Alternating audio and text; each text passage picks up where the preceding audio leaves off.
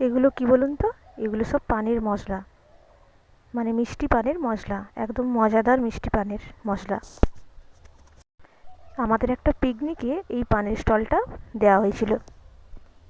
তা এরকম পানের মশলা দেখে কার না পান খেতে ইচ্ছে করবে? তাই আমিও একটা পান নিয়ে নিলাম।